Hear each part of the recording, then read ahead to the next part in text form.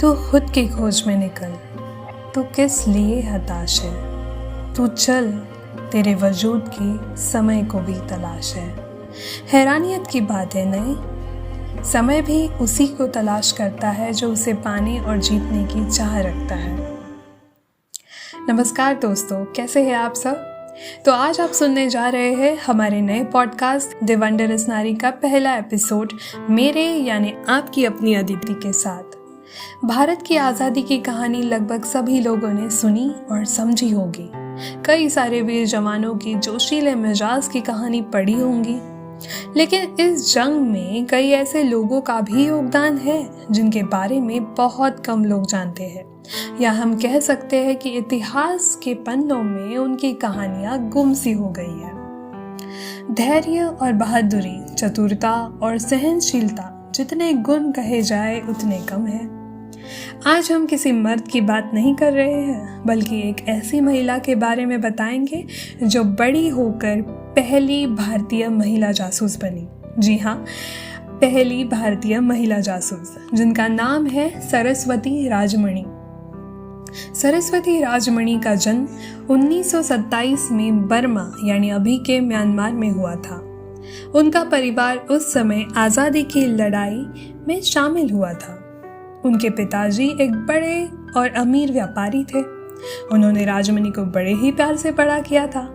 राजमणि को कभी लिंग भेदभाव का सामना नहीं करना पड़ा, क्योंकि उनके माता पिता उच्च विचार के थे। एक समय की बात है, राजमणि और उनका पूरा परिवार गांधी जी से मिलने गया था। ये किस्सा जरूर सुनिए।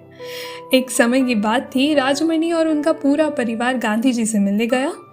जब सभी गांधी जी से मिल रहे थे, तभी उनके माता पिता को ख्याल आया कि अरे राजमणि तो कहीं दिखाई नहीं दे रही है। खोजने पर पता चला कि 10 साल की यह छोटी सी बच्ची बगीचे में शूटिंग का अभ्यास कर रही थी।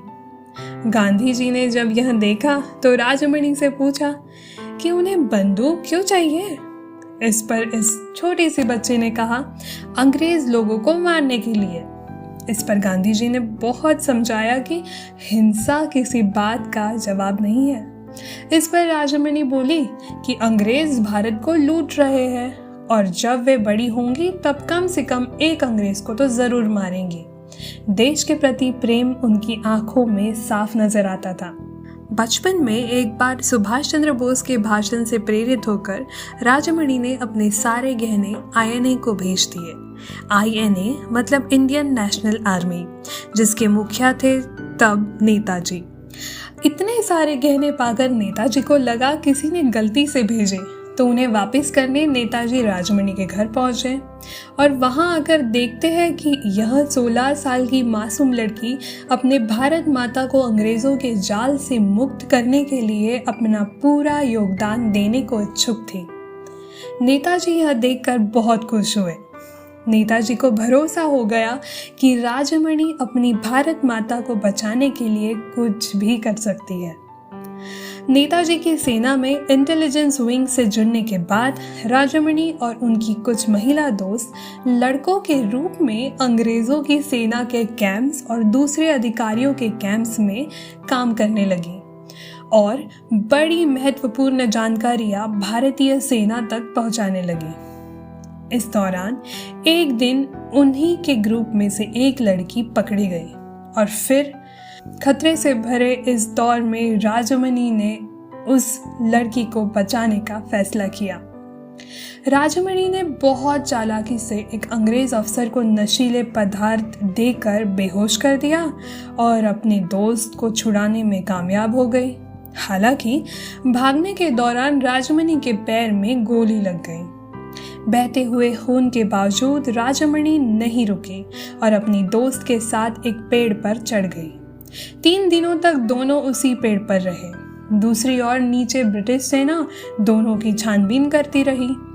आखिरकार 3 दिन बाद मौका पाकर यह दोनों भागने में कामयाब रही। गोली के घाव के कारण राजमणि का एक पैर खराब हो गया और ठीक से वो चल भी नहीं सकती थी। इसके बावजूद उन्हें अपने आप पर गर्व था। नेताजी ने जब यह कहानी सुनी तो वो हैरान रह गए। पर फिर दूसरे विश्व युद्ध की वजह से नेताजी ने आईएनए को समाप्त कर दिया, जिसकी वजह से राजमणि का भी समय आईएनए में समाप्त हो गया। दूसरे विश्व युद्ध के बाद राजमणि के पूरे परिवार ने अपनी सारी संपत्तियों को भारत सरकार के हवाले कर दिया।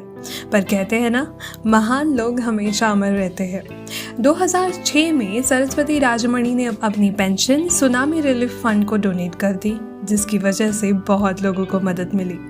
सरस्वती राजमणि ने 90 सालों से ज़्यादा लंबी जिंदगी जी और आज भी उन्हें उनके साहस और बहादुरी के लिए याद करा जाता है।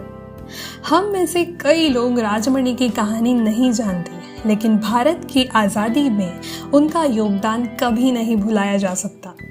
भारत में आज भी कई ऐसे बहादुर लोग हैं जिनके बारे में आज भी हम सब अपरिचित हैं।